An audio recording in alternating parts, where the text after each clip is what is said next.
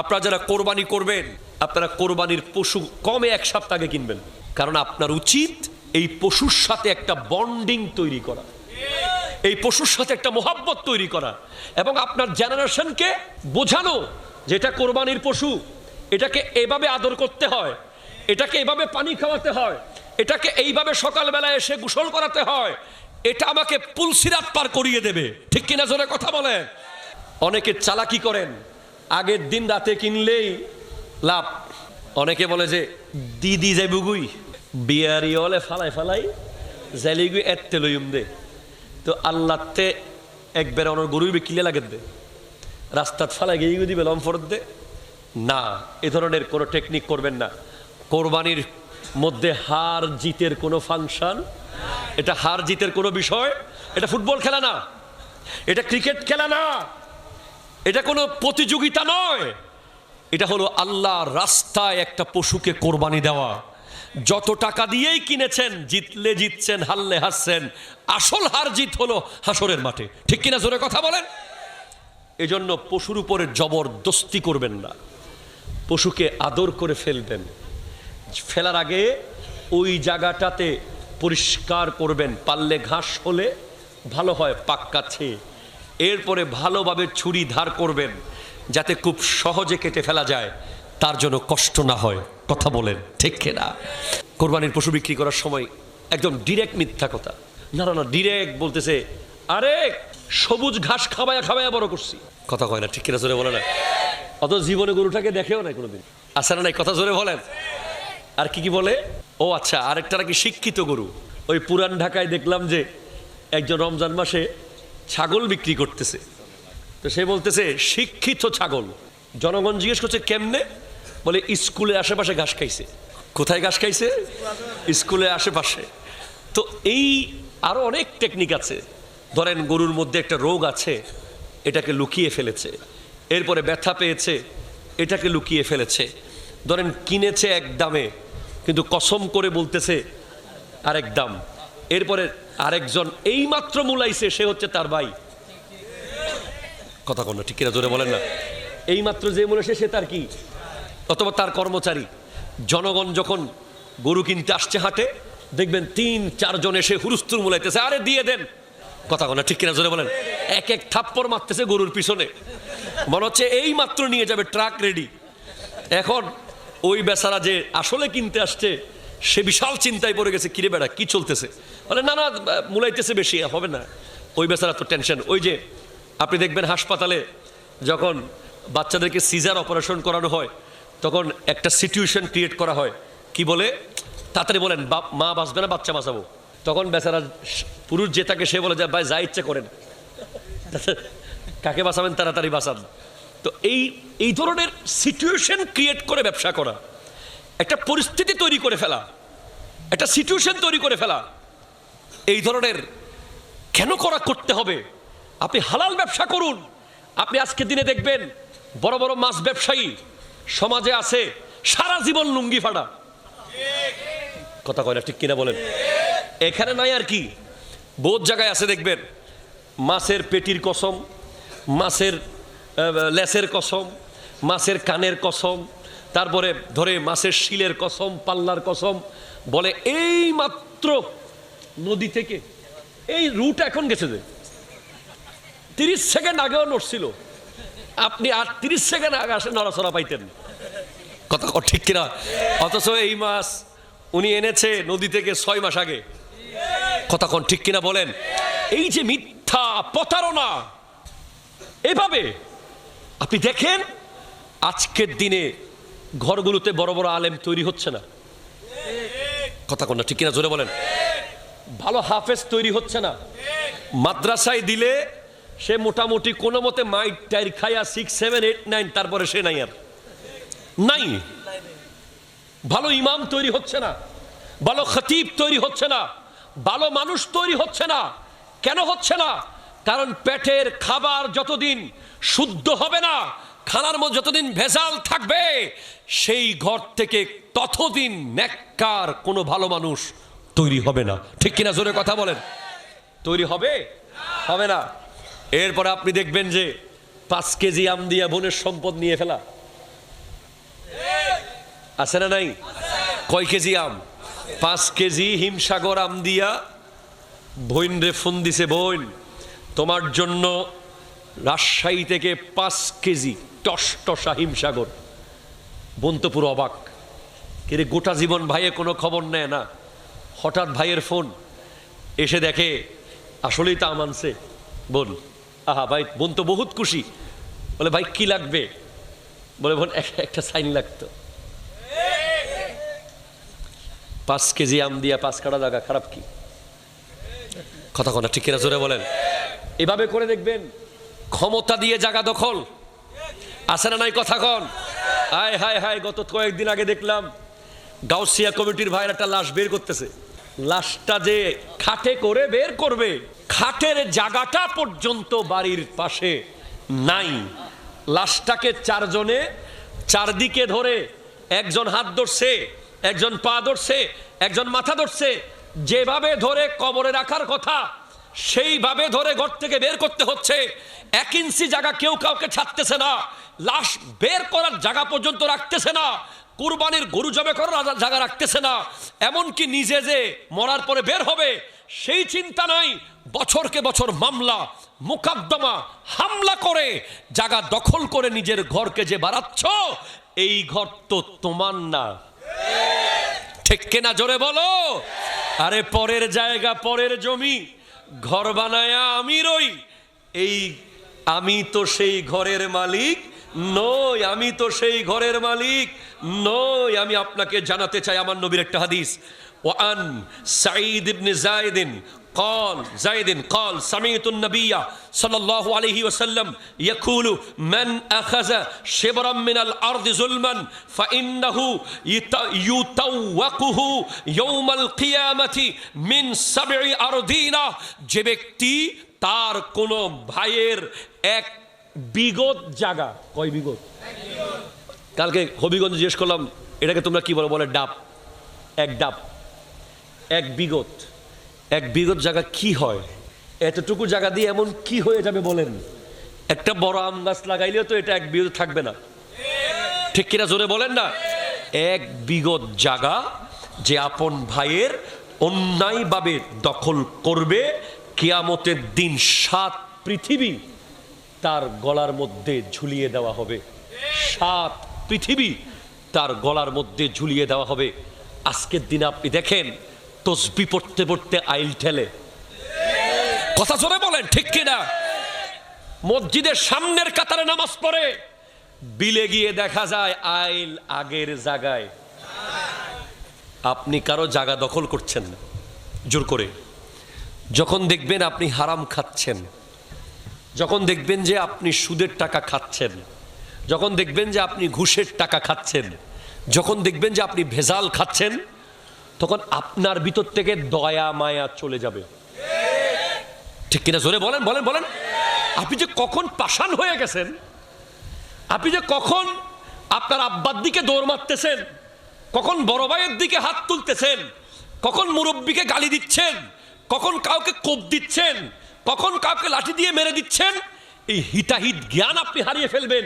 কারণ আপনার হালাল রিজিক পেটে না যাওয়ার কারণে আপনার থেকে হিতাহিত জ্ঞান চলে যাবে, আপনার বিবেক চলে যাবে, আপনার হৃদয় পাষাণ হয়ে যাবে, আপনি দিন দিন গুনায় নিমজ্জিত হবেন। আপনার সাথে ঈমান নাই, রহমত নাই, আল্লাহর দয়া নাই, মায়া নাই, ঠিক কিনা জোরে কথা বলেন। কিছু মানুষ দেখলাম যে তার দাঁড়িয়ে দাঁড়িয়ে তাকাচ্ছে, আর একটা কুমির এসে সবার সামনে কুকুরটাকে কামড় দিয়ে নিয়ে গেল। আমি সহিহ মুসলিম শরীফের একটি হাদিস আপনাদেরকে কোট করতে চাই। সহিহ মুসলিম 1958 নম্বর হাদিস।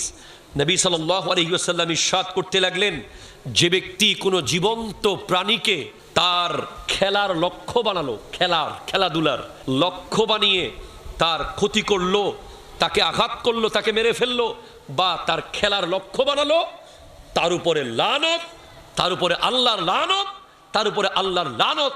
এই কুকুরকে সৃষ্টি করেছেন কে? আরো জোরে বলেন কে? বিড়াল সৃষ্টি করেছেন কে? মাছ সৃষ্টি করেছেন কে? পশু পাখি সৃষ্টি করেছেন কে? আপনাকে যেগুলো হালাল ভাবে জবে করার জন্য অনুমতি দেওয়া হয়েছে। আমি অনেকবার দেখেছি রাস্তায় সামনে একটা বিপদ আসতেছে, ধরেন একটা গাছ ভেঙে পড়বে অথবা ভয়ঙ্কর কোনো কিছু সিচুয়েশন হবে, একটা কুকুর এসে দেখবেন আপনার গাড়ির সামনে ঘেউ ঘেউ করতেছে, সে আপনাকে বোঝাবে যে তুমি সামনে যাইও না।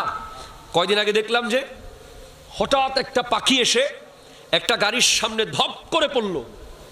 এরপর দেখলাম যে গাড়ির ড্রাইভার খুবই স্পিডে ছিল, সে গাড়ি থামিয়ে দিয়েছে। কতক্ষণ পর ড্রাইভার দেখে যে সামনে যদি আরেকটু যেত স্পিডে রোড শেষ হয়ে যেত, সে বিশাল বড় খাদের মধ্যে পড়ে গেছিল। আল্লাহ তাআলার সৃষ্টির প্রত্যেকটা প্রাণী যেগুলো মানুষের জনকল্যাণে কাজে আসে, মানুষের ক্ষতি করে না। কুকুর হচ্ছে ওয়াফাদার, ঠিক কিনা জোরে বলেন? যে এলাকায় কুকুর আছে সে এলাকায় চোর ডাকাত আসতে পারে না ঠিক মতো। আপনি দেখবেন অনেক আমি ঢাকায় যে মসজিদে জুমার নামাজ পড়াই, খিলগাঁও তাহেরিয়া কমপ্লেক্সে, ওখানে 4-5টা কুকুর সারাক্ষণ বসে থাকে।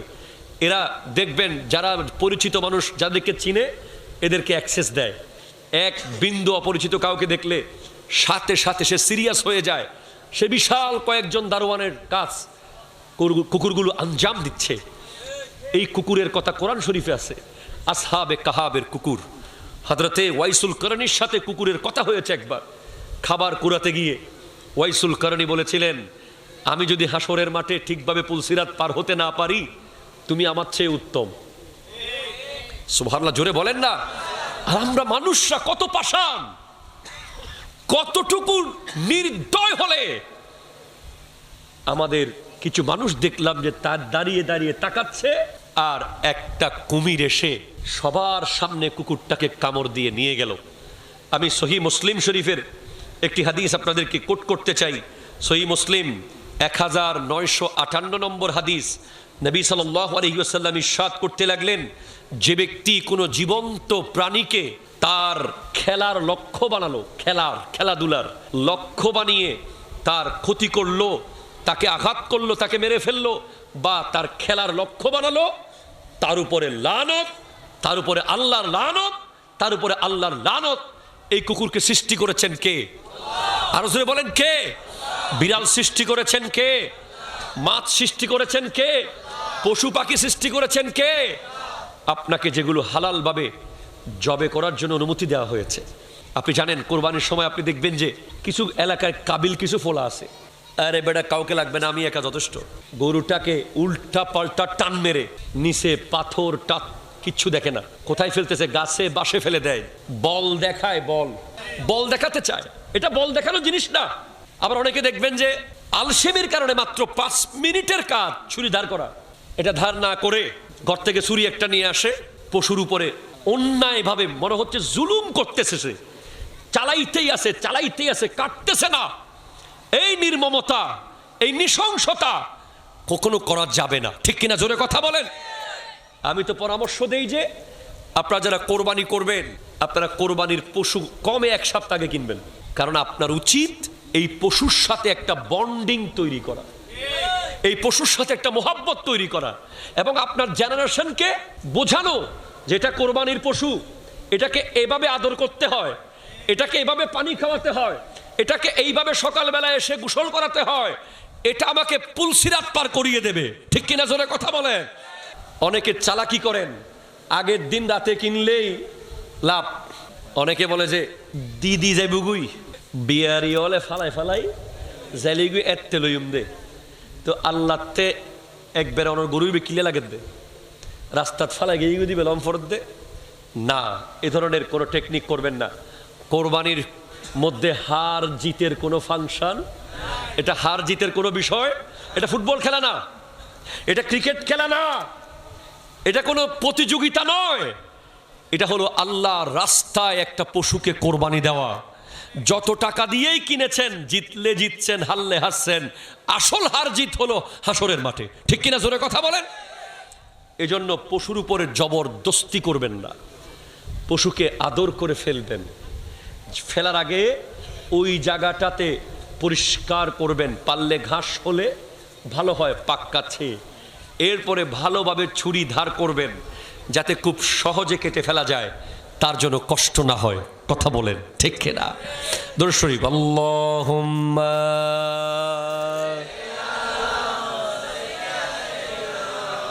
মাওলানা মুহাম্মদ ওয়া আলা সাইয়্যিদিনা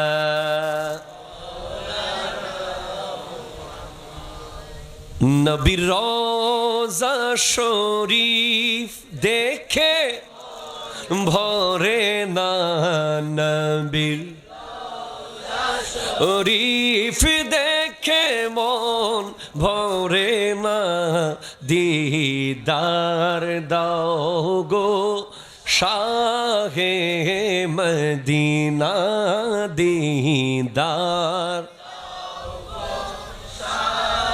একটু জোরে মোহাম্মদ। নবীর শরীফ দেখে মন ভরে না, নবীর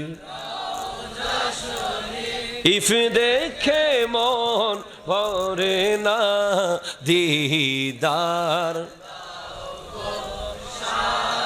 এ মদিনা। আরো শের মেহমান করেছে আল্লাহ, কত শান কত মান মোর কামলিওয়ালা। আরো শের মেহমান করেছে আল্লাহ, কত শান কত মান মোর কামলিওয়ালা। ও গো মদিনাওয়ালা করো করুণা, ও গো করো করুণা, দিদার দাও গো শাহে মদিনা। নবীর মন ভরে না, নবীর ভরে না, দিদার দাও গো শাহে মদিনা, দিদার দাও গো। একটু চিৎকার দিয়ে বলেন না সুবহানাল্লাহ। তাহলে কি বুঝলেন? হালাল ছাড়া কোনো উপায় আছে? আছে আছে। আমাদের দেশে দেখবেন অনেকে হারাম টাকা থেকে দান করে, আছে না নাই? মসজিদে দেয়, মাদ্রাসায় দেয়, বিভিন্ন দান সাদাকার ফান্ডে দেয়। ইনকামের পবিত্রতা নিশ্চিত নয়, ঠিক কিনা জোরে বলেন। আমার নবী স্পষ্ট বলছেন, قال رسول الله صلى الله عليه وسلم لا تقبل صلاة بغير طهور ولا صدقة من غلول। পবিত্রতা ছাড়া নামাজ কবুল হবে না। যেটা বলেন কবুল হবে, অপবিত্র অবস্থায় নামাজ হবে হবে না। এরপরে হারাম ইনকাম থেকে দান করলে সেই দান কবুল হবে হবে। আসেন, আপনি বলতে চাচ্ছেন মনে মনে, হুজুর আমি তো 500 টাকা কামাই মাসে, সপ্তাহে, ডেলি, আমার এত কম ইনকাম থেকে আমি কি দান করলে কিছু পেতে পারি? আপনি মুসনাদে আহমদের মধ্যে একটা হাদিস পাবেন। আমার নবী স্পষ্ট বলে দিয়েছেন যে কোনো একজন ব্যক্তি যদি চড়ুই পাখির বাসা পরিমাণ মসজিদ বানায়, সুবহানাল্লাহ বলেন, চড়ুই পাখির বাসা, একটু দেখি তো আমরা চড়ুই পাখির বাসা কত বড় হয়। চড়ুই পাখির বাসা, এই যে বাসা এত বড়, ঠিক কিনা বলেন তো? এই সাইজের একটা চড়ুই পাখির বাসা, এখানে চড়ুই পাখি বসবে। এই সাইজের মসজিদে কি মিম্বর আছে? এখানে মিম্বর বসানো যাবে? ইমাম দাঁড়াইতে পারবে? মুসল্লি না। কিন্তু এই সাইজের কেউ যদি মসজিদ বানায়, তার জন্য জান্নাতে একটা কামরা বানাবে আল্লাহ। একটু জোরে বলেন ভাই সুবহানাল্লাহ। তার মানে আপনি হাদিস থেকে কি বুঝতে পারছেন? চড়ুই পাখির বাসা মসজিদ হয় না। মসজিদের ভিতরে আপনি হালাল ইনকাম থেকে যে 300 টাকা দিছেন, 500 টাকা দিছেন, আপনার টাকা দিয়ে এতটুকু সিমেন্ট কেনা হয়েছিল, এতটুকু। ওই সিমেন্ট দিয়ে মসজিদের কোনো এক কোনায় আপনার টাকার ছোট্ট একটা জায়গা হয়েছে, ওই পরিমাণ জায়গাটা হালাল টাকা দিয়ে হয়েছে, এবং হালাল ইনকামের টাকা দিয়ে এত সাইজের মসজিদের অংশ আপনার টাকা দিয়ে হয়েছে বলে আপনি জান্নাতে একটা কামরা পাবেন। এই জন্য যারা গরিব হালাল ইনকাম করে তাদের আফসোস করার কোনো কারণ নাই, তারা সুখী। সুবহানাল্লাহ। যাদের কাছে কোটি টাকা নাই, হাজার কোটি টাকা নাই, মনে রাখবেন হারামের টাকা দিয়ে দামি বাড়ি, ডুপ্লেক্স বাড়ি, এসি গাড়ি ঘোড়া থাকার পরেও ঘুম কিন্তু আসে না। প্রতিদিন নিত্য নতুন ঘুমের ওষুধ, কথা কন। আর রিক্সাওয়ালাকে দেখেন বটতলি মোড়ে, শেষ। আয় হায় হায় কি শান্তি। মনে রাখবেন একটা হলো সুখ আর একটা হলো শান্তি।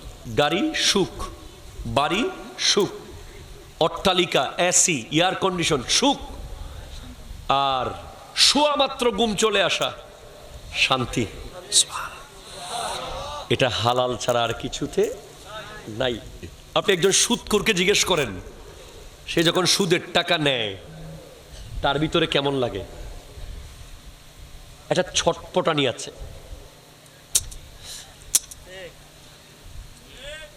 অস্থির। একজন ঘুষখোরকে জিজ্ঞেস করেন, সে যখন ঘুষের টাকা নেয় অস্থির। আর একজন মাটি যে কাটে, আমরা চিনাঙ্গি ভাষায় মেট্টেল বলি, মাটিয়াল, উনি সারাদিন মাটি কাটার পরে যখন 500 টাকা নেয়, এত শান্তি 500 টাকায়, জান্নাতের সুখ। ঠিক কিনা? জোরে কথা বলো।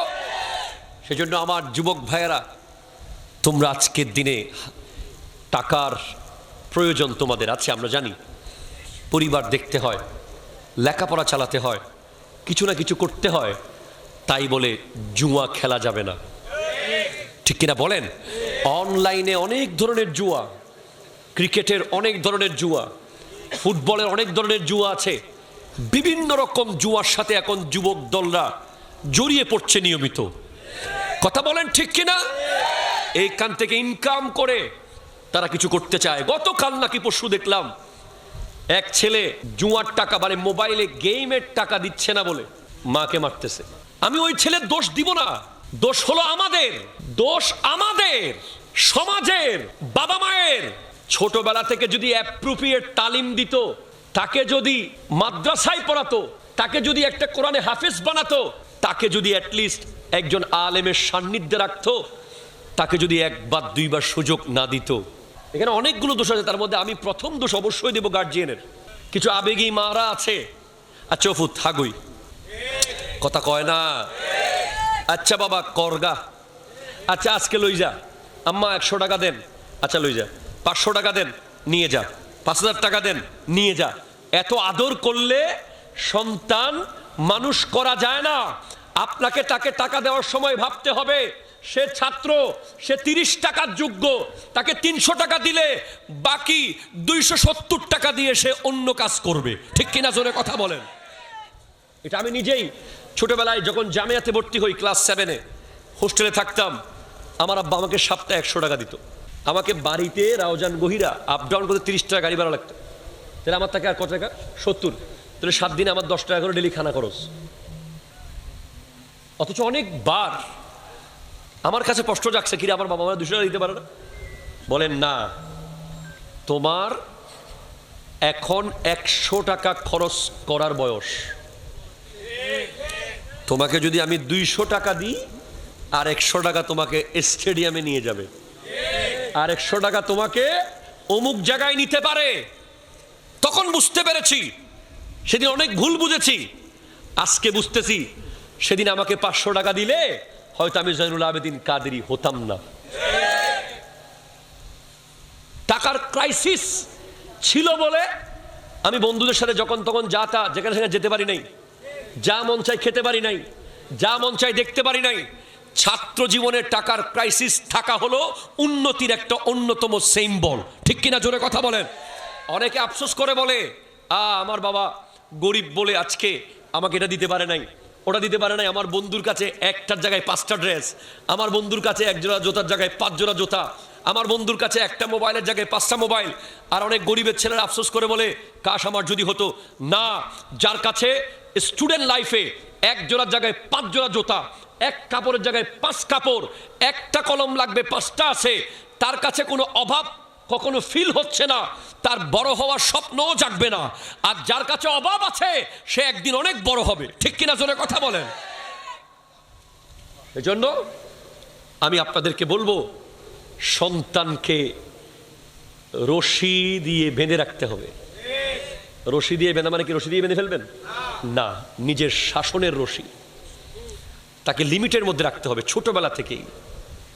তাকে আপনি ছাড় দিবেন, একবার দিয়েছেন। ওই যে আমাদের দেশে বিয়ে বাড়িতে হয়, আজকে ডিজেগুলো কেমনে হয়, আজকে বিয়ে বাড়িতে এই অপসংস্কৃতি কোত্থেকে এসেছে। একদিন কোনো এক মুরব্বী সুযোগ দিছিল, আচ্ছা আজি একদিন গরব্বি বলে স্যার, এই আজি একদিন গরব্বু হয়ে অনেক গাছ রুকি দিন দে, এই গাছই বাজে বট গাছও গিয়ে কথা জোরে বলেন না, ঠিক কিনা। সেজন্য খুব কষ্ট পেয়েছি, আমরা এত বক্তব্য দিয়েছি, মা বাবার ব্যাপারে আমার এত বক্তব্য আছে, অথচ সেই ছেলে যখন মাকে থাপ্পড় মারতেছে কলিজা ফেটে গেছে। ওয়াল্লাহ যদি আমার ছেলে হতো আমি তাকে জবে করে ফেলতাম সেখানে। যেই ছেলে মায়ের গায়ে হাত তুলে, যেই ছেলে বাবার গায়ে হাত তুলতে পারে, তার আবার ঈমান কি, তার জীবন কি, সে তো জাহান্নামের কীট হয়ে গেছে, ঠিক কিনা জোরে কথা বলেন। তার কিসের নামাজ, কিসের জীবন, সে একটা কুকুরের চেয়েও খারাপ, সে একটা শূকরের চেয়েও খারাপ, সে পশু হয়ে গেছে। তাকে বুঝাতে হবে, তাকে পারফেক্ট ট্রিটমেন্ট করতে হবে। তাকে জেলখানায় বেঁধে রাখলে ঠিক করা যাবে না, তাকে একজন ভালো বন্ধুর সংস্পর্শে আনতে হবে, ভালো গার্জিয়ানের সংস্পর্শে আনতে হবে, তাকে নিয়ে পার্সোনালি বসতে হবে আলেম ওলামাদেরকে সাথে নিয়ে, তাকে বুঝাতে হবে, তাকে বুঝাতে হবে, 1 দিন 2 দিন বুঝাতে হবে। এরপরে সেকেন্ড যেটা হয়, এই যে যুবকরা মাদক আসক্ত কেন হয়, গেম আসক্ত কেন হয়, তার জন্য অনেকটা বিশাল বড় দায় নিতে হবে বন্ধুদেরকে। কথা কয় না, ঠিক কিনা জোরে বলেন। বন্ধু আপনাকে চাইলে অলি বানাতে পারে, বন্ধু আবার আপনাকে চাইলে জুয়াড়ি বানিয়ে দিতে পারে।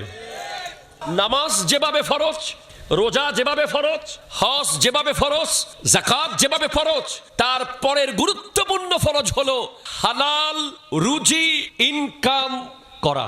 গতকাল আমার প্রোগ্রাম ছিল হবিগঞ্জ বানিয়াচং। ওখানকার মানুষ সাহেবের দাওয়াত যারা ছিল তারা বলছে হুজুর আমরা 10,000 একরের প্রায় 1,000 একরের মতো জমি চাষ করেছি। হুজুর আপনি একটু দোয়া করবেন, আমরা বড় গরিব মানুষ, আমাদের তেমন ধন দৌলত নাই, আমরা এই জমি চাষ করে আমরা মাথার গাম পায়ে ফেলে ইনকাম করি, হুজুর আমাদের জন্য কিছু বলুন। আমি তাদেরকে বললাম বাবা তোমাদেরকে তো সেলুট, তোমাদের জমি থেকে রক্ত বিক্রি করে চাষ করে তোমরা যে ধান তুলে আনো, সেখান থেকে যে চাল তোমরা বের করো, ওটা বিক্রি করে তোমরা যে ইনকাম করো, ওই ইনকাম এত পবিত্র যে ওখান থেকে 500 টাকা যদি মসজিদে দাও, একজন সুদখোরের 5 কোটি টাকার চেয়েও দামি, ঠিক কিনা জোরে কথা হাত ধরে বলেন, ঠিক কিনা বলেন। একজন ঘুষখোর, একজন ভেজাল খাবার দেওয়া ব্যবসায়ী, ঠিক কিনা কথা বলে না, একজন ভেজালকারী, ভেজাল ওষুধ বিক্রেতা, ভেজাল কাপড় বিক্রেতা, ভেজাল খাবার বিক্রেতা, দেশীয় প্রোডাক্ট বিদেশি সিল লাগিয়ে বিক্রি করা, কথা জোরে বলো। প্রোডাক্ট থাকার পরেও সিন্ডিকেট করে জনগণের নিত্য প্রয়োজনীয় জিনিসকে সিন্ডিকেটের মাধ্যমে জনগণকে কষ্টে ফেলে বিশাল বড় অ্যামাউন্ট কামানোর লক্ষ্যে যারা রমজানের আগে চিনিকে গোডাউন করে ফেলে, যারা চনামুড়িকে গোডাউন করে ফেলে, যারা তেল থাকার পরেও যুবকদেরকে লাইনে দাঁড় করিয়ে রাখে, কথা জোরে বলো, ঠিক কিনা জোরে বলো। যারা নিত্য প্রয়োজনীয় দ্রব্যকে অধিক মুনাফা পাওয়ার আশায় অধিক ইনকামের আশায় যারা গুদামজাত করে রাখে, আমি খোদার কসম করে বলতে পারবো ওই অট্টালিকার মালিক, ওই বিশাল বড় ব্যবসায়ী চেয়ে ওই কৃষক উত্তম, যে মাথার গাম পায়ে ফেলে হালাল রুজি ইনকাম করে। ঠিক কিনা? হাত তুলে বলো ঠিক কিনা বলো। বড় দুঃখের সাথে বলতে হচ্ছে, আমাদের মিডিয়াগুলো কাজ করুক, কোনো কারণে যদি ঘোষণা আসে আগামী কাল কিয়ামত হবে, দেখবেন আজকেই জায়নামাজের দাম বেড়ে গেছে। ঠিক কিনা বলেন? কোনো কারণে যদি ঘোষণা হয় আগামী 3 দিন বা 4 দিন পরে কিয়ামত কায়েম হয়ে যাবে, আমরা ওই জাতি, ওই নির্লজ্জ, ওই বেহায়া, নিজেকে নিজে ধিক্কার জানাই। আমরা এমন জাতি যে আগুনে পুড়ে যাচ্ছে স্কুলের ছেলেরা, আমরা পানির দাম বাড়িয়ে দিয়েছি। আমরা এমন যে আমরা দুর্যোগকে পুঁজি করে ব্যবসা করি। আমরা কোন কঠিন সিচুয়েশনকে, যখন মানুষের পাশে দাঁড়ানোর দরকার, তখন আমরা ব্যবসা শুরু করি দেই। আপনি দেখবেন আজকে, জানি না বাস্তবতা কি আসলেই সংকট নাকি কৃত্রিম সংকট, খোদা জানে, আমরা তো ভিতরের খবর জানি না। তারপর আফসোস করে বলতে হয়, এক একজন ড্রাইভার 13 ঘন্টা 14 ঘন্টা পেট্রোল পাম্পে দাঁড়িয়ে আছে। কি কঠিন সিচুয়েশন, আপনি বুঝতে পারেন? তো আজকে একজনকে জিজ্ঞেস করলাম, ভাই তেল আছে? বলে খোলা বাজারে আছে। কত করে? 350। কোত্থেকে গেল? এখান থেকে ওখানে গেছে। এইভাবে কি ফায়দা? আপনি বলেন কি ফায়দা? আমাদের বর্তমান সময়ের সমাজগুলো আজকে নষ্ট হয়ে যাওয়ার মূল কারণ, যুবকদের আজকে ইসলাম থেকে দূরে যাওয়ার মূল কারণ, পরিবারগুলোতে অশান্তির মূল কারণ, ভাইয়ে ভাইয়ে দ্বন্দ্বের মূল কারণ, সমাজ দ্বন্দ্বের মূল কারণ, ব্যবসায়িক পার্টনারে দ্বন্দ্বের মূল কারণ, আজকে বন্ধু দ্বন্দ্বের মূল কারণ। সবকিছুর মূল কারণ হলো হালালকে বর্জন করে হারামকে গ্রহণ করা। ঠিক কিনা? জোরে কথা বলেন। যতদিন আপনার পারিবারিক, সামাজিক, রাষ্ট্রীয়, ব্যক্তিগত জীবনে হালাল আসবে না, ততদিন পর্যন্ত আপনার জনপদে শান্তি আসবে না। আমি ছোট্ট একটা উদাহরণ দিই। এখানে অনেক ব্যবসায়ীরা আছেন আজকের মাহফিলে। আমরা দেখতে পাই যে এক সময় দেখতাম যে পার্টনারশিপে ব্যবসা খুব চলতো। ঠিক কিনা বলেন? দোস্ত তুমি টাকা দিবা, আমি শ্রম দেব। আছে না নাই বলেন? তুমি ইনভেস্ট করবা, আমি কি দেব? শ্রম দেব। অথবা চলো 50-50, তুমি 5 লাখ, আমি 5 লাখ, 10 লাখ দিয়ে আমরা একটা বুট কিনি, সাগরে মাছ ধরবো। কথা কোনা ঠিক কিনা বলেন? তুমি 5 লাখ, আমি 5 লাখ দিয়ে একটা সাউন্ড সিস্টেম কিনি, আমরা মাহফিলে সাউন্ড চালাবো। কি সুন্দর ব্যবসা আগে চলতো।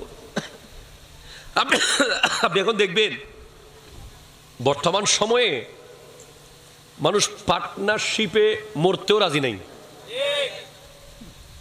বাঁচা তো দূরের কথা, সরি মরা তো দূরের কথা, বাঁচতেও রাজি নাই। ঠিক কিনা? জোরে বলেন।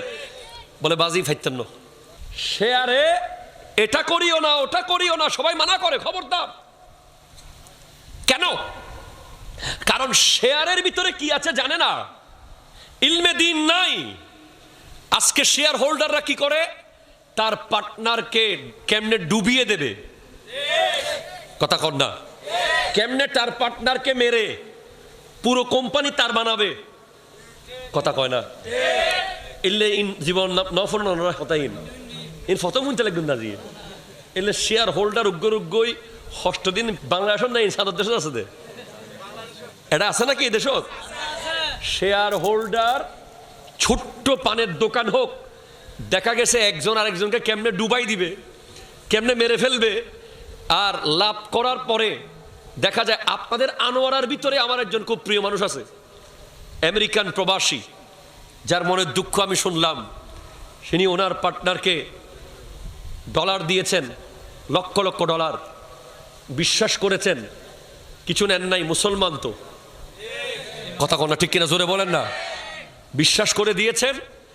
এখন পার্টনারে বলে লাভ নাই, ফুল লসে আছি, ফোন করলে আর ফোনও, কিছুদিন লাভ দিছিল, তারপর কিছুদিন পরে বলে লাভ তো নাই, এরপর কিছুদিন পরে এখন আর ফোন আর ধরতেছে না।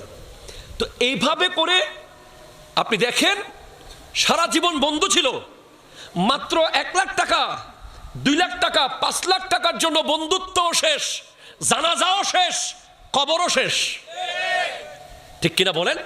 সব শেষ। একজনের চেহারা একজন দেখে না, দেখলেই বলে সে বাটপার, সে আমার সাথে এই ধোঁকাবাজি করছে, একটা সাইনবোর্ড পিঠে লেগে গেছে বাটপার। অথচ আমি আপনাকে যদি একটা হাদিস শোনাই, আল্লাহু আকবার, আমার নবী জানিয়ে দিচ্ছেন হাদিসে কুদসি, ক্বালা রব্বুল আলামিন, আচ্ছা আমার নবী ইরশাদ করছেন, হাদিস, নবীজির হাদিস, আন আবি হুরায়রা রাদিয়াল্লাহু তাআলা রাফাহু ক্বাল ইন্নাল্লাহ তাআলা ইয়াকুলু, নিশ্চয় আল্লাহ বলেন, আনা সালিসুশ শারীকাইন, আরো জোরে, আরো জোরে, আরো জোরে, আরো জোরে। নবীজি বলছেন, আল্লাহ বলে আমি তোমরা দুজন পার্টনারের ভিতরে আমি আল্লাহ তৃতীয় জন। কে বলতেছে? কে কে কে? আল্লাহ বলছেন যে তোমরা যারা দুজনে মিলে পার্টনারে ব্যবসা করো, দুজনে হালাল ইনকামের জন্য একটা রিক্সা কিনেছো মিলে, দুজনে মিলে একটা পানের দোকান দিয়েছো, দুজনে মিলে একটা নৌকা কিনেছো, দুজনে মিলে একটা হালাল ব্যবসায় শুরু করেছো, তোমরা দুজনের সাথে আমি আল্লাহ সালেস, আমি তৃতীয় শরিকদার আছি। বলে আল্লাহ আপনি কতক্ষণ আছেন?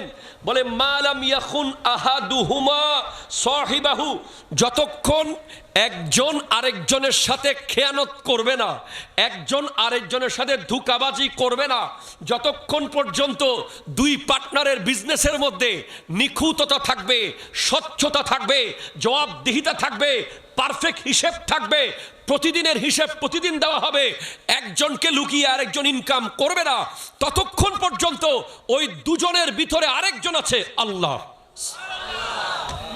আরো জোরে। ওরা কি জানে সেটা? ওই লুবিরা কি জানে? জানে না। তো আল্লাহ আপনি কতক্ষণ থাকবেন? আমার নবী বলছেন, ফাইজা খানাহু হারাজতু মিন বাইনিহিম, যখন একে অপরের সাথে বিন্দু পরিমাণ খেয়ানত করে ফেলে, যখন একজনের টাকা আরেকজন মেরে দেয়, একজন আরেকজনকে না জানিয়ে মুনাফা নিয়ে ঘরে চলে যায়, অগোপনে ব্যবসার টাকা নিয়ে যায়, খেয়ানত করে, তখন আমি আল্লাহ তাদের থেকে চলে যাই, বের হয়ে যাই। আজকে আপনি দেখেন আমরা কি শুরু করেছি।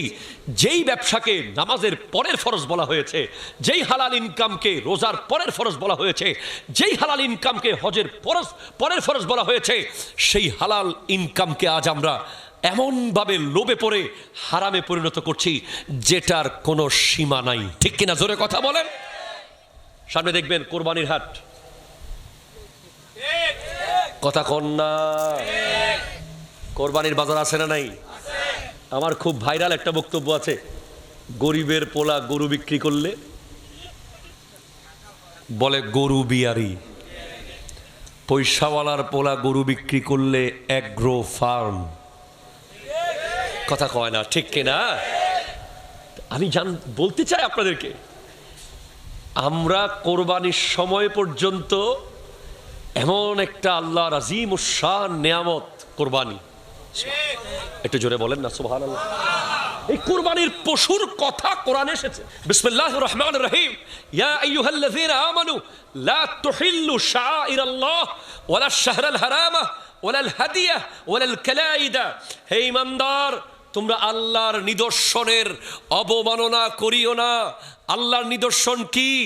বলে হারাম মাস জিলকদ, জিলহজ, মুহররম, রজব আল্লাহর নিদর্শন। আর কি আছে আল্লাহর নিদর্শন? বলে ওয়ালাল হাদি, কোরবানির পশু হলো আল্লাহর নিদর্শন। একটু জোরে বলেন না সুবহানাল্লাহ। বলে শুধু কি কোরবানির পশু আল্লাহর নিদর্শন? বলে না, ওয়াল কালাইদা, কুরবানির পশুর গলার ঘরের গরু। কোথাকার গরু? আরে গরুটা তো ঘরেই ছিল, ভারতে থাকলেও ঘরেই তো ছিল, ঠিক কিনা জোরে বলেন না?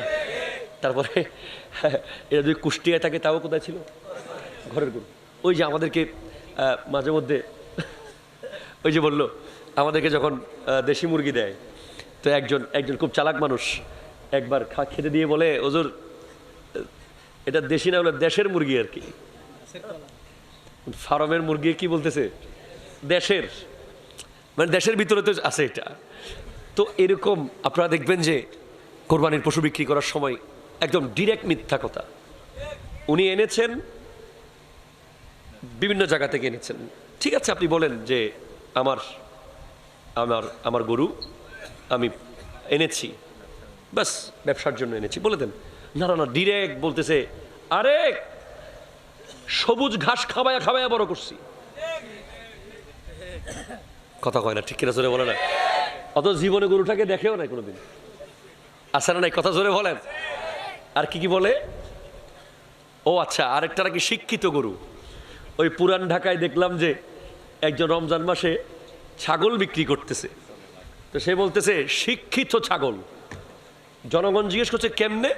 বলে স্কুলের আশেপাশে ঘাস খাইছে। কোথায় ঘাস খাইছে?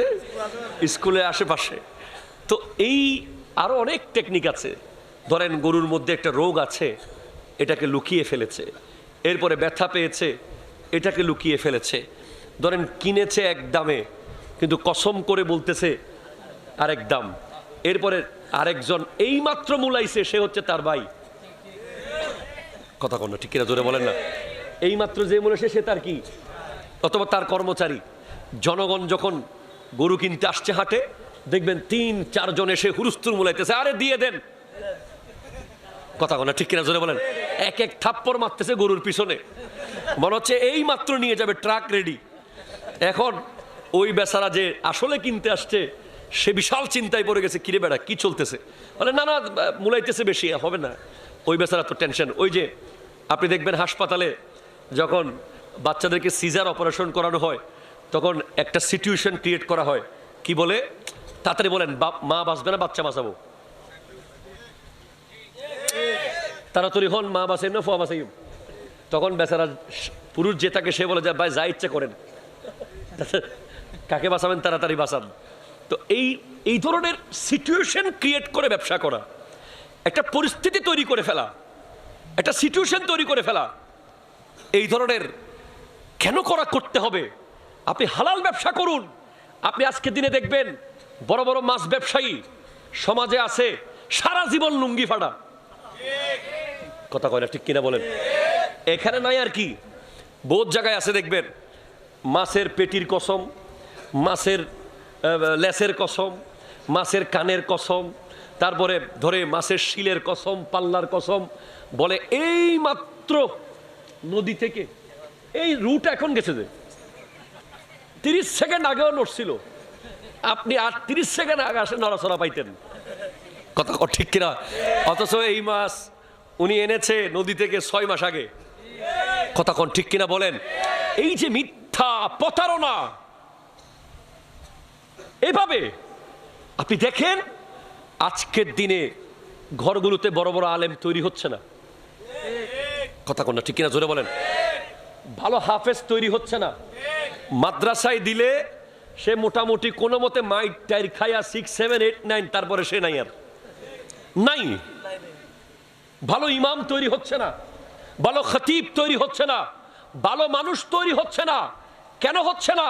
কারণ পেটের খাবার যতদিন শুদ্ধ হবে না, খানার মধ্যে যতদিন ভেজাল থাকবে, সেই ঘর থেকে ততদিন নেককার কোনো ভালো মানুষ তৈরি হবে না। ঠিক কিনা জোরে কথা বলেন?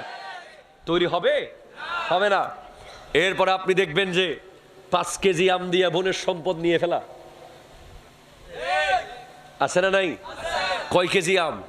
5 কেজি হিমসাগর আম দিয়া বোন রে ফোন দিছে, বোন তোমার জন্য রাজশাহী থেকে 5 কেজি টসটসা হিমসাগর। বোন তো পুরো অবাক, কিরে গোটা জীবন ভাইয়ে কোনো খবর নেয় না, হঠাৎ ভাইয়ের ফোন, এসে দেখে আসলেই তা মানছে বোন। আহা ভাই, বোন তো বহুত খুশি। বলে ভাই কি লাগবে? বলে বোন একটা সাইন লাগতো। 5 কেজি আম দিয়া 5 কাটা জায়গা, খারাপ কি? কথা কথা ঠিক কিনা জোরে বলেন। এভাবে করে দেখবেন ক্ষমতা দিয়ে জায়গা দখল আছে না নাই? কথা কন। হায় হায় হায়, গত কয়েকদিন আগে দেখলাম গাউসিয়া কমিটির ভাইয়ের একটা লাশ বের করতেছে, দেখছেন আপনারা?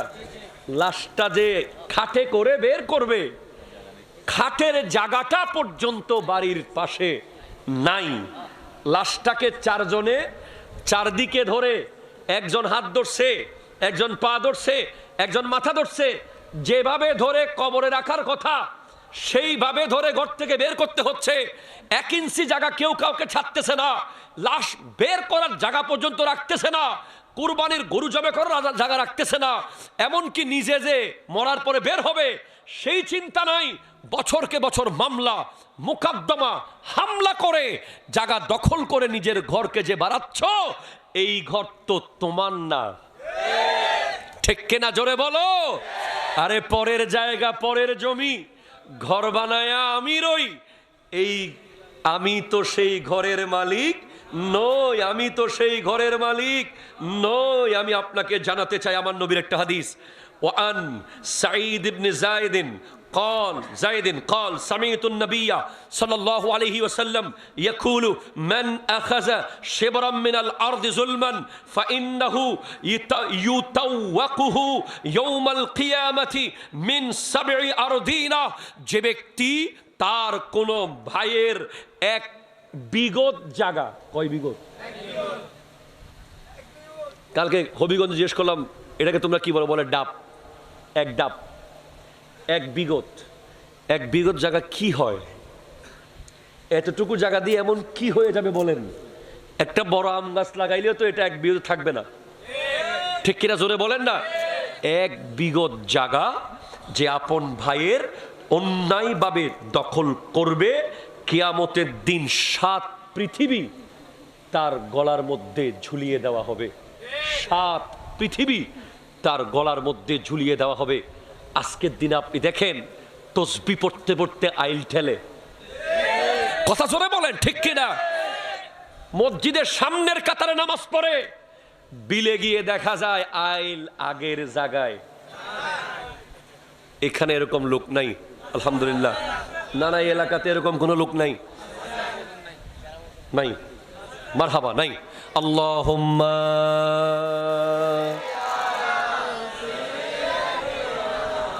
মাওলানা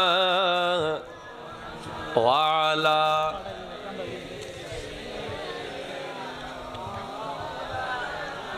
সুবহানাল্লাহ ওয়াল হামদুলিল্লাহ লা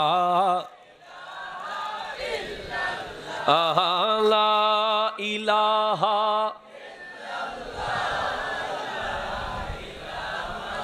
ইল্লাল্লাহ। জোরে সুবহানাল্লাহ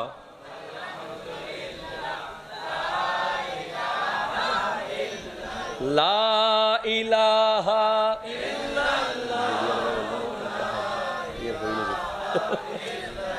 একটু জোরে বলেন না সুবহানাল্লাহ। হায় হায় হায় হায়। দেখবেন আপনি কারো জায়গা দখল করছেন জোর করে, যখন দেখবেন আপনি হারাম খাচ্ছেন, যখন দেখবেন যে আপনি সুদের টাকা খাচ্ছেন, যখন দেখবেন যে আপনি ঘুষের টাকা খাচ্ছেন, যখন দেখবেন যে আপনি ভেজাল খাচ্ছেন, তখন আপনার ভিতর থেকে দয়া মায়া চলে যাবে। ঠিক কিনা জোরে বলেন বলেন বলেন। আপনি যে কখন পাষাণ হয়ে গেছেন, আপনি যে কখন আপনার আব্বার দিকে দৌড় মারতেছেন, কখন বড় ভাইয়ের দিকে হাত তুলতেছেন, কখন মুরব্বীকে গালি দিচ্ছেন, কখন কাউকে কোপ দিচ্ছেন, কখন কাউকে লাঠি দিয়ে মেরে দিচ্ছেন, এই হিতাহিত জ্ঞান আপনি হারিয়ে ফেলবেন। কারণ আপনার হালাল রিজিক পেটে না যাওয়ার কারণে আপনার থেকে হিতাহিত জ্ঞান চলে যাবে, আপনার বিবেক চলে যাবে, আপনার হৃদয় পাষাণ হয়ে যাবে। আপনি দিন দিন গুনায় নিমজ্জিত হবেন। আপনার সাথে ঈমান নাই, রহমত নাই, আল্লাহর দয়া নাই, মায়া নাই। ঠিক কিনা জোরে কথা বলেন।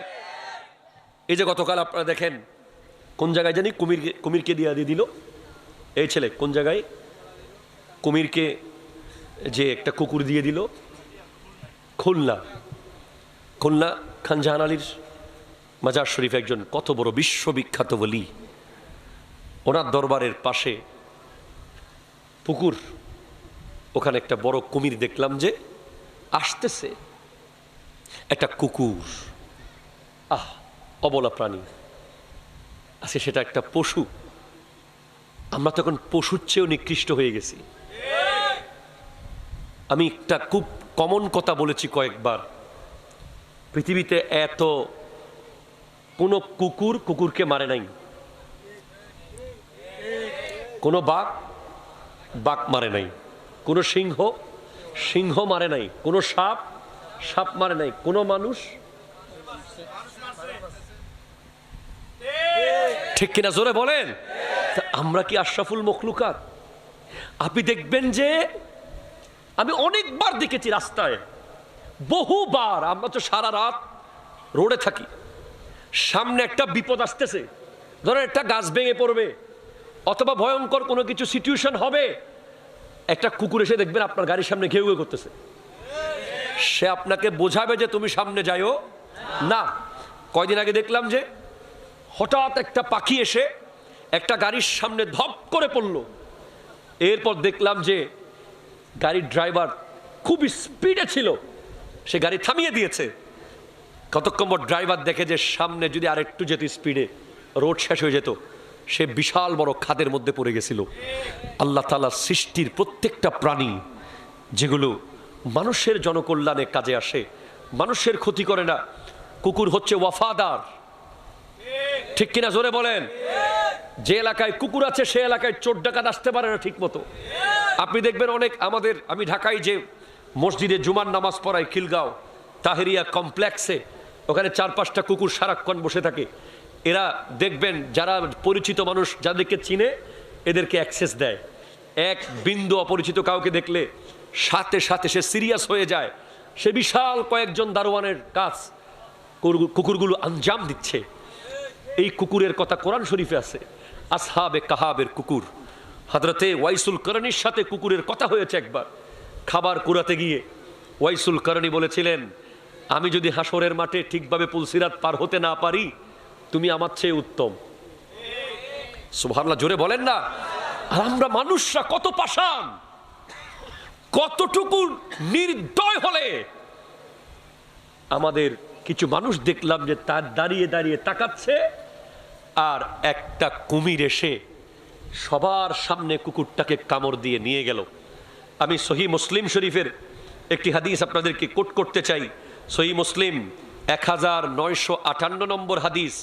নবী সাল্লাল্লাহু আলাইহি ওয়াসাল্লাম ইরশাদ করতে লাগলেন, যে ব্যক্তি কোনো জীবন্ত প্রাণীকে তার খেলার লক্ষ্য বানালো, খেলাধুলার লক্ষ্য বানিয়ে তার ক্ষতি করলো, তাকে আঘাত করলো, তাকে মেরে ফেললো, বা তার খেলার লক্ষ্য বানালো, তার উপরে লানত, তার উপরে আল্লাহর লানত, তার উপরে আল্লাহর লানত। এই কুকুরকে সৃষ্টি করেছেন কে? আরো জোরে বলেন কে? বিড়াল সৃষ্টি করেছেন কে? মাছ সৃষ্টি করেছেন কে? পশু পাখি সৃষ্টি করেছেন কে? আপনাকে যেগুলো হালাল ভাবে জবে করার জন্য অনুমতি দেওয়া হয়েছে। আপনি জানেন কোরবানির সময় আপনি দেখবেন যে কিছু এলাকায় কাবিল কিছু ফোলা আছে, আরে বেটা কাউকে লাগবে না, আমি একা যথেষ্ট। গরুটাকে উল্টা পাল্টা টান মেরে নিচে পাথর কিচ্ছু দেখে না, কোথায় ফেলতেছে, গাছে বাসে ফেলে দেয়, বল দেখায়, বল আছে না নাই, বল দেখাতে চায়। এটা বল দেখানোর জিনিস না। আবার অনেকে দেখবেন যে আলসেমির কারণে মাত্র 5 মিনিটের কাজ ছুরি ধার করা, এটা ধার না করে ঘর থেকে ছুরি একটা নিয়ে আসে, পশুর উপরে অন্যায়ভাবে মনে হচ্ছে জুলুম করতেছে, সে চালাইতেই আছে, কাটতেছে না। এই নির্মমতা, এই নৃশংসতা কখনো করা যাবে না, ঠিক কিনা জোরে কথা বলেন? আমি তো পরামর্শ দেই যে আপনারা যারা কোরবানি করবেন, আপনারা কোরবানির পশু কমে 1 সপ্তাহ আগে কিনবেন, কমসে কম কয় সপ্তাহ আগে? যদি 1 মাস আগে পারেন আলহামদুলিল্লাহ, যদি 1 বছর আগে পারেন আরো আলহামদুলিল্লাহ। কারণ আপনার উচিত এই পশুর সাথে একটা বন্ডিং তৈরি করা। এই পশুর সাথে একটা মোহাব্বত তৈরি করা এবং আপনার জেনারেশনকে বোঝানো যে এটা কোরবানির পশু, এটাকে এইভাবে আদর করতে হয়, এটাকে এইভাবে পানি খাওয়াতে হয়, এটাকে এইভাবে সকালবেলা এসে গোসল করাতে হয়, এটা আমাকে পুলসিরাত পার করিয়ে দেবে। ঠিক কিনা জোরে কথা বলেন? সেজন্য আপনারা অনেকে চালাকি করেন, আগের দিন রাতে কিনলেই লাভ। অনেকে বলে যে দিদি যাইবুগুই বিয়ারি হলে ফালাই ফালাই জাইলিগুই এত্তে লইম দে, তো আল্লাহতে একবার অনর গরুই কিলে লাগে দে, রাস্তাত ফালাই গিয়ে দিবে লম্ফরত দে না। এ ধরনের কোনো টেকনিক করবেন না। কোরবানির মধ্যে হার জিতের কোনো ফাংশন, এটা হার জিতের কোনো বিষয়, এটা ফুটবল খেলা না, এটা ক্রিকেট খেলা না, এটা কোনো প্রতিযোগিতা নয়। এটা হলো আল্লাহর রাস্তায় একটা পশুকে কোরবানি দেওয়া। যত টাকা দিয়েই কিনেছেন, জিতলে জিতছেন, হারলে হারছেন, আসল হার জিত হলো হাসরের মাঠে। ঠিক কিনা জোরে কথা বলেন? এজন্য পশুর উপরে জবরদস্তি করবেন না, পশুকে আদর করে ফেলবেন। ফেলার আগে ওই জায়গাটাতে পরিষ্কার করবেন, পারলে ঘাস হলে ভালো হয় পাক্কাছে, এরপরে ভালোভাবে ছুরি ধার করবেন যাতে খুব সহজে কেটে ফেলা যায়, তার জন্য কষ্ট না হয়। কথা বলেন ঠিক কিনা? দরুদ শরীফ আল্লাহুম্মা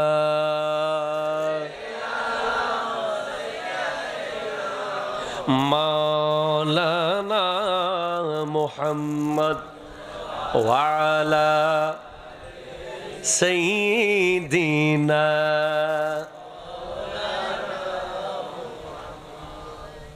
নবীর রওজা শরীফ দেখে ভরে না, নবীর শরীফ দেখে মন ভরে না, দিদার দাও গো শাহে মদিনা, দিদার। এটা জোরে মোহাম্মদ। নবীর শরীফ দেখে মন ভরে না, নবীর শরীফ দেখে মন ভরে না, দিদার এ মদিনা। আরো শের মেহমান করেছে আল্লাহ, কত শান কত মান মোর কামলিওয়ালা। আরো শের মেহমান করেছে আল্লাহ, কত শান কত মান মোর কামলিওয়ালা।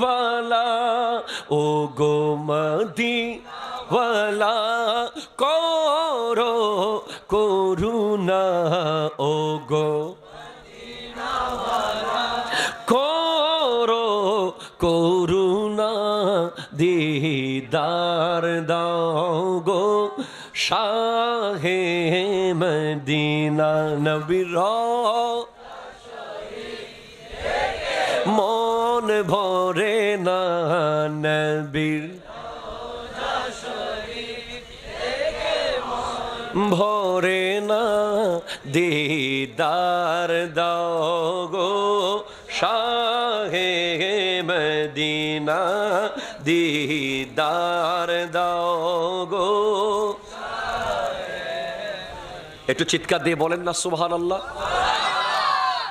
তাহলে কি বুঝলেন? হালাল ছাড়া কোনো উপায় আছে? আছে আছে। আমাদের দেশে দেখবেন অনেকে হারাম টাকা থেকে দান করে, আছে না নাই? মসজিদে দেয়, মাদ্রাসায় দেয়, বিভিন্ন দান সাদাকার ফান্ডে দেয়। ইনকামের পবিত্রতা নিশ্চিত নয়। ঠিক কিনা জোরে বলেন? আমার নবী স্পষ্ট বলছেন, قال رسول الله صلى الله عليه وسلم لا تقبل صلاة بغير طهور ولا صدقة من غلول। পবিত্রতা ছাড়া নামাজ কবুল হবে যেটা বলেন কবুল হবে? অপবিত্র অবস্থায় নামাজ হবে? হবে না। এরপরে হারাম ইনকাম থেকে দান করলে সেই দান কবুল হবে? হবে? আসেন, আপনি বলতে চাচ্ছেন মনে মনে, হুজুর আমি তো 500 টাকা কামাই মাসে, সপ্তাহে, ডেলি, আমার এত কম ইনকাম থেকে আমি কি দান করলে কিছু পেতে পারি? আপনি মুসনাদে আহমদের মধ্যে একটা হাদিস পাবেন। আমার নবী স্পষ্ট বলে দিয়েছেন যে কোনো একজন ব্যক্তি যদি চড়ুই পাখির বাসা পরিমাণ মসজিদ বানায়, সুবহানাল্লাহ বলেন, চড়ুই পাখির বাসা, একটু দেখি তো আমরা চড়ুই পাখির বাসা কত বড় হয়।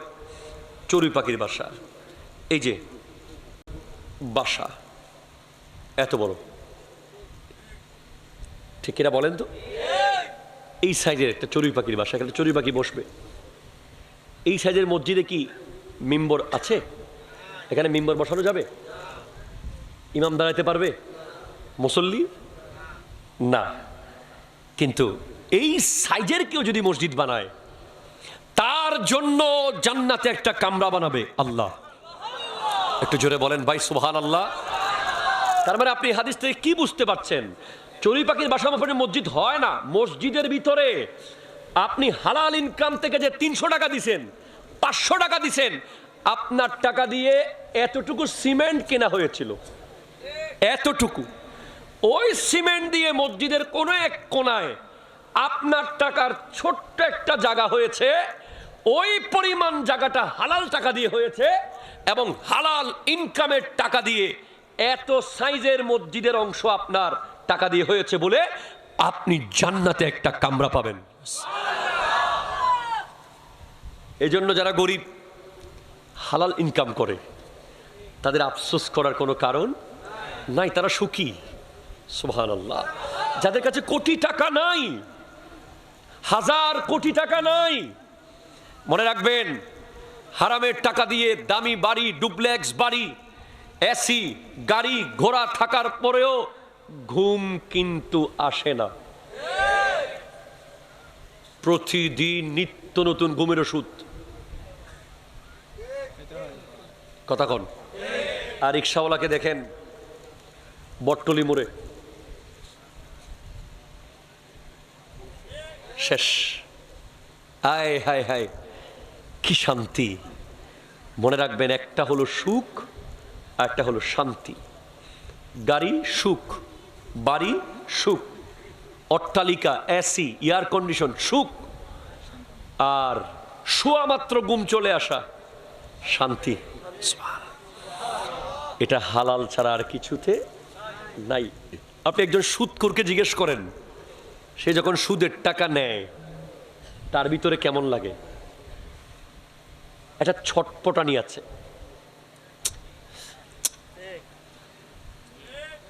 অস্থির। একজন ঘুষখোরকে জিজ্ঞেস করেন, সে যখন ঘুষের টাকা নেয় অস্থির। আর একজন মাটি যে কাটে, আমরা চিনাঙ্গি ভাষায় মেট্টেল বলি, মাটিয়াল, উনি সারাদিন মাটি কাটার পরে যখন 500 টাকা নেয়, এত শান্তি 500 টাকায়, জান্নাতের সুখ। ঠিক কিনা? জোরে কথা বলো। সেজন্য আমার যুবক ভাইয়েরা, তোমরা আজকের দিনে টাকার প্রয়োজন তোমাদের আছে, আমরা জানি। পরিবার দেখতে হয়, লেখাপড়া চালাতে হয়, কিছু না কিছু করতে হয়, তাই বলে জুয়া খেলা যাবে না। ঠিক কিনা বলেন? অনলাইনে অনেক ধরনের জুয়া, ক্রিকেটের অনেক ধরনের জুয়া, ফুটবলের অনেক ধরনের জুয়া আছে। বিভিন্ন রকম জুয়ার সাথে এখন যুবক দলরা জড়িয়ে পড়ছে নিয়মিত। কথা বলেন ঠিক কিনা? এইখান থেকে ইনকাম করে তারা কিছু করতে চায়। গতকাল নাকি পরশু দেখলাম এক ছেলে জুয়ার টাকা, মানে মোবাইলে গেমের টাকা দিচ্ছে না বলে মাকে মারতেছে। যেখানে হোক, বাংলাদেশের যে কোনো এক জায়গায়। কথা কোনটা ঠিক কিনা? জোরে বলেন না। ইন্না লিল্লাহি ওয়া ইন্না ইলাইহি রাজিউন। আমি ওই ছেলের দোষ দিব না, দোষ হলো আমাদের, দোষ আমাদের সমাজের, বাবা মায়ের। ছোটবেলা থেকে যদি অ্যাপ্রোপ্রিয়েট তালিম দিত, তাকে যদি মাদ্রাসায় পড়াতো, তাকে যদি একটা কোরআনে হাফেজ বানাতো, তাকে যদি অ্যাটলিস্ট একজন আলেমের সান্নিধ্যে রাখতো, তাকে যদি একবার দুইবার সুযোগ না দিত, কথা কয় না, ঠিক কিনা জোরে কথা কয় না। এখানে অনেকগুলো দোষ আছে, তার মধ্যে আমি প্রথম দোষ অবশ্যই দেব গার্জিয়ানের। কিছু আবেগী মারা আছে, আচ্ছা অফু থাকুই, কথা কয় না। আচ্ছা বাবা করগা, আচ্ছা আজকে লই যা, আম্মা 100 টাকা দেন, আচ্ছা লই যা, 500 টাকা দেন, নিয়ে যা, 5000 টাকা দেন, নিয়ে যা। এত আদর করলে সন্তান মানুষ করা যায় না। আপনাকে তাকে টাকা দেওয়ার সময় ভাবতে হবে সে ছাত্র, সে 30 টাকার যোগ্য, তাকে 300 টাকা দিলে বাকি 270 টাকা দিয়ে সে অন্য কাজ করবে, ঠিক কিনা জোরে কথা বলেন। এটা আমি নিজেই ছোটবেলায় যখন জামিয়াতে ভর্তি হই, ক্লাস 7-এ হোস্টেলে থাকতাম, আমার আব্বা আমাকে সপ্তাহে 100 টাকা দিত, সপ্তাহে হটিয়ে 100। আমাকে বাড়িতে রাউজান গহিরা আপ ডাউন করতে 30 টাকা গাড়ি ভাড়া লাগতো, তাহলে আমার টাকা আর কত টাকা, 70, তাহলে 7 দিনে আমার 10 টাকা করে ডেলি খানা খরচ। অথচ অনেকবার আমার কাছে প্রশ্ন জাগছে, কিরে আমার বাবা মারা 200 টাকা দিতে পারে না? বলেন না, তোমার এখন 100 টাকা খরচ করার বয়স। তোমাকে যদি আমি 200 টাকা দিই, আর 100 টাকা তোমাকে স্টেডিয়ামে নিয়ে যাবে, আর 100 টাকা তোমাকে অমুক জায়গায় নিতে পারে।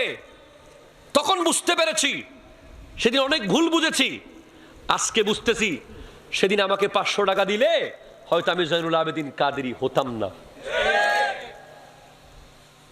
টাকার ক্রাইসিস ছিল বলে আমি বন্ধুদের সাথে যখন তখন যা তা যেখানে সেখানে যেতে পারি নাই, যা মন চাই খেতে পারি নাই, যা মন চাই দেখতে পারি নাই। ছাত্র জীবনের টাকার ক্রাইসিস থাকা হলো উন্নতির একটা অন্যতম সিম্বল, ঠিক কিনা জোরে কথা বলেন। অনেকে আফসোস করে বলে, আমার বাবা গরিব বলে আজকে আমাকে এটা দিতে পারে নাই, ওটা দিতে পারে নাই। আমার বন্ধুর কাছে একটার জায়গায় 5টা ড্রেস, আমার বন্ধুর কাছে 1 জোড়া জুতার জায়গায় 5 জোড়া জুতা, আমার বন্ধুর কাছে একটা মোবাইলের জায়গায় 5টা মোবাইল। আর অনেক গরিবের ছেলেরা আফসোস করে বলে, কাশ আমার যদি হতো। না, যার কাছে স্টুডেন্ট লাইফে 1 জোড়ার জায়গায় 5 জোড়া জুতা, 1 কাপড়ের জায়গায় 5 কাপড়, একটা কলম লাগবে 5টা আছে, তার কাছে কোনো অভাব কখনো ফিল হচ্ছে না, তার বড় হওয়ার স্বপ্নও জাগবে না। আর যার কাছে অভাব আছে সে একদিন অনেক বড় হবে, ঠিক কিনা জোরে কথা বলেন। এজন্য আমি আপনাদেরকে বলবো, সন্তানকে রশি দিয়ে বেঁধে রাখতে হবে। রশি দিয়ে বেঁধে মানে কি রশি দিয়ে বেঁধে ফেলবেন না, নিজের শাসনের রশি, তাকে লিমিটের মধ্যে রাখতে হবে। ছোটবেলা থেকেই তাকে আপনি ছাড় দিবেন, একবার দিয়েছেন। ওই যে আমাদের দেশে বিয়ে বাড়িতে হয়, আজকে ডিজেগুলো কেমনে হয়, আজকে বিয়ে বাড়িতে এই অপসংস্কৃতি করতে এসেছে। একদিন কোনো এক মুরব্বী সুযোগ দিছিল, আচ্ছা আজি একদিন গরব্বি বলে স্যার, এই আজি একদিন গরব্বি হয়ে অনেক গাছ রুকি দিন দে, এই গাছি বাজি বট গাছ গিয়ে কথা জোরে বলেন না, ঠিক কিনা।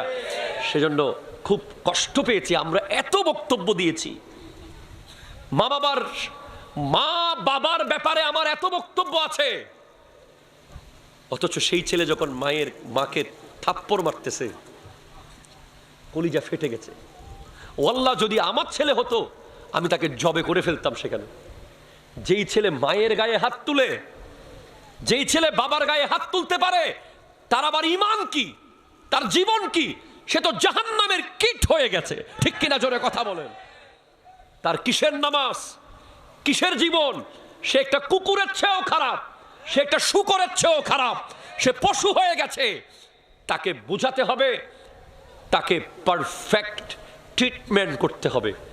তাকে জেলখানায় বেঁধে রাখলে ঠিক করা যাবে না, তাকে একজন ভালো বন্ধুর সংস্পর্শে আনতে হবে, ভালো গার্জিয়ানের সংস্পর্শে আনতে হবে, তাকে নিয়ে পার্সোনালি বসতে হবে, আলেম ওলামাদেরকে সাথে নিয়ে তাকে বোঝাতে হবে, তাকে বোঝাতে হবে, 1 দিন 2 দিন বোঝাতে হবে। এরপরে সেকেন্ড যেটা হয়, এই যে যুবকরা মাদক আসক্ত কেন হয়, গেম আসক্ত কেন হয়, তার জন্য অনেকটা বিশাল বড় দায় নিতে হবে বন্ধুদেরকে। কথা কয় না, ঠিক কিনা জোরে বলেন। বন্ধু আপনাকে চাইলে অলি বানাতে পারে, বন্ধু আবার আপনাকে চাইলে জুয়াড়ি বানিয়ে দিতে পারে। বন্ধুত্ব করার সময় কাকে আপনি বন্ধু বানাচ্ছেন? কে আপনার বন্ধু হচ্ছে? সে কি নামাজ পড়ে কিনা, সে রোজা রাখে কিনা, সে আল্লাহর ওলির দামান ধরে কিনা, সে নবীজিকে মোহাব্বত করে কিনা, তার মধ্যে তাকওয়া আছে কিনা, এটা দেখা অত্যন্ত জরুরি। আপনার ছেলে আপনার মেয়ে কার সাথে চলে, কার সাথে যায়, কার সাথে খায়, কোথায় বসে, কোথায় যায়। নারায়ে তাকবীর, নারায়ে রিসালাত, আমি দিচ্ছি, নারায়ে গাউসিয়া, শাহিন শাহে মদিনা, প্রধান অতিথির আগমন। আল্লাহ কবুল করুক। যাক, আমার যে দায়িত্ব ছিল হুজুরের জন্য কিছু মানুষ রেডি করে দেওয়া, আমি পেরেছি আলহামদুলিল্লাহ। শেখ মাত্র 5 জন ছিল, শেখ মাত্র 5 জন ছিল।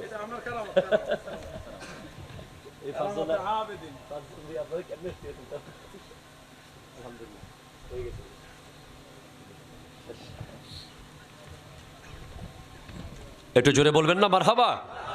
আজকে আপনাদের মাহফিল কমিটি যারা আছেন তাদেরকে আমি আরেকবার সেলুট জানাচ্ছি। তারা বক্তা সিলেক্ট করার সময় এখন আউল বাউল ফাউল বাদ দিছে, ঠিক কিনা? জোরে কথা বলেন না।